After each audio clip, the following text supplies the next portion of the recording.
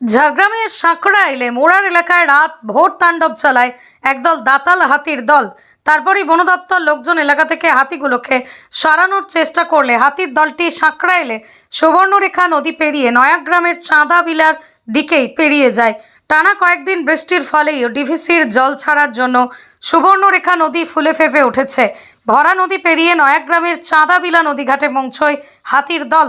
হাতির দলটিকে ভরা নদী পেরোতে দেখে অবাক এলাকার বাসিন্দারা। হিটটাতি মার রাখো, হিটটাতি ওইদিকে দেখো, আরো ছোট আছে, 4-5টা আছে ছোট। সেটা ঘুরো, সেটা ঘুরো, ওইদিকে হিটটা দেখো, ওইদিকে কি মারাতে আছে, আরো ছোট আছে।